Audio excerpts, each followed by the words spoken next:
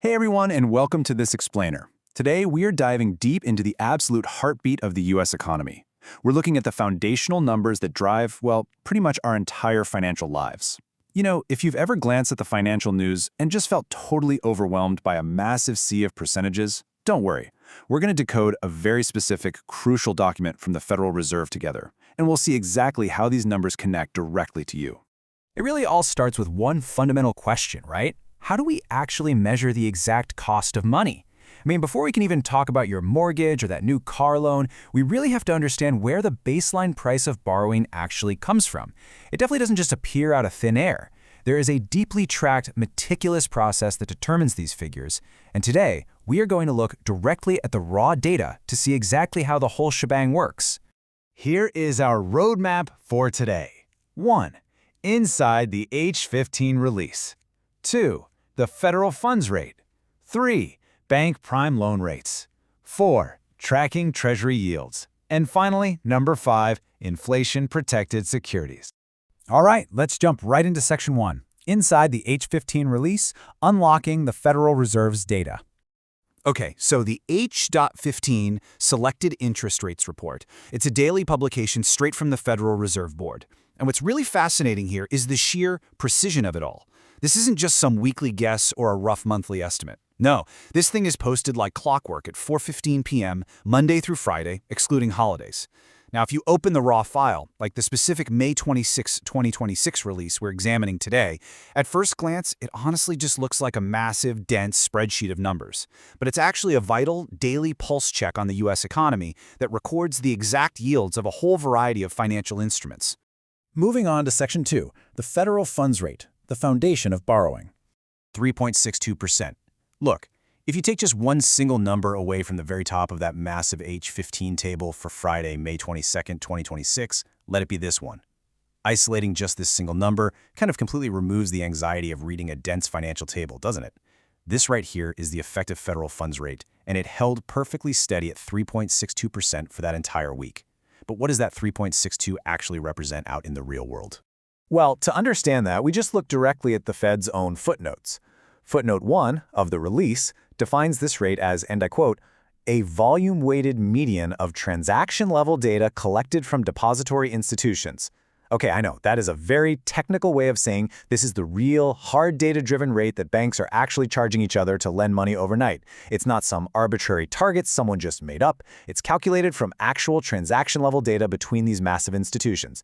Basically, it's the absolute bedrock layer of our entire rate cascade.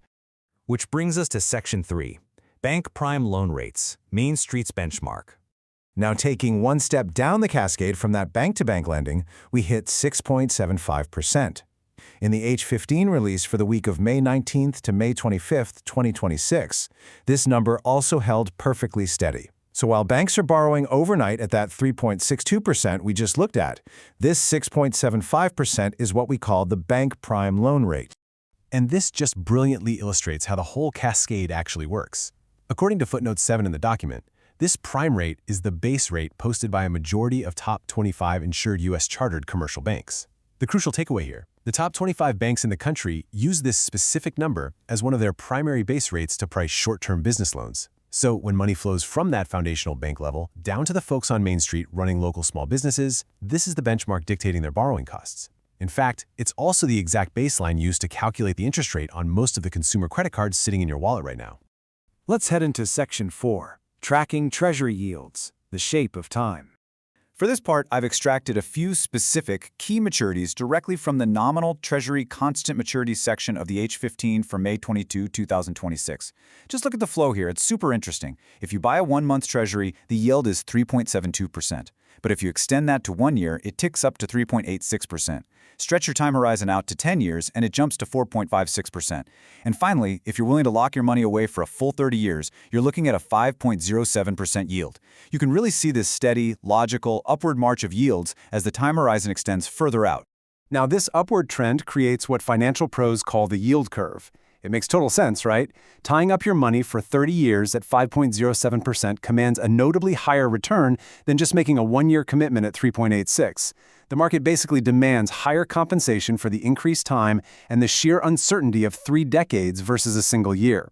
But actually, wait, you might be wondering, how on earth does the Fed report a perfect 10-year or 30-year yield every single day when bonds are constantly aging in the background? The answer to that little mystery is hidden right in the methodology section of the release. The Fed explains that yields at constant maturity are interpolated from the daily yield curve, which is fascinating. It means they beautifully and mathematically estimate these exact terms using closing market bid yields on actively traded securities. This interpolation method is what gives us a perfect 10-year yield for the daily report, even if there isn't an outstanding security in the market with exactly 10 years left to maturity on that very specific day. Pretty clever, right? All right, final stop, Section 5. Inflation-protected securities, the Fed's inflation gauge.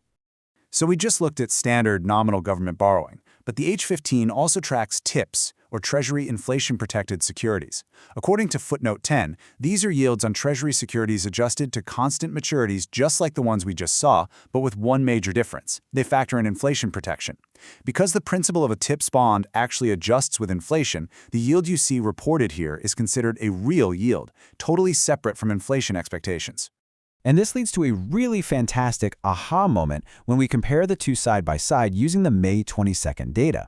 On the exact same day, for the exact same 10-year time horizon, the U.S. government offers a nominal yield of 4.56%, but a TIPS yield of only 2.16%. I mean, that is a massive, stark difference for the exact same time commitment. So why in the world would anyone willingly take the much lower 2.16%? Because of the gap. That gap between the nominal yield and the TIPS yield reveals something incredibly valuable to us: the market's expected inflation rate over that exact 10-year horizon. See, since the TIPS investor is totally protected from inflation, they're willing to accept a lower base yield. The difference between that 4.56% and the 2.16% acts as this brilliant real-time window into exactly how the market and the Federal Reserve are tracking long-term inflation expectations. It's not a guess, it's literally all right there in the daily numbers. So there you have it. We have followed the cascade all the way down, right? Starting from the overnight 3.62% bank-to-bank rate, down to the 6.75% Main Street prime rate, and then across decades of Treasury yields. You now possess the actual blueprint to read and understand the H.15 release yourself. So as money continues to flow from the Fed all the way down into our everyday economy, you have to ask yourself, how will these foundational rates shift in tomorrow's 4:15 p.m. release?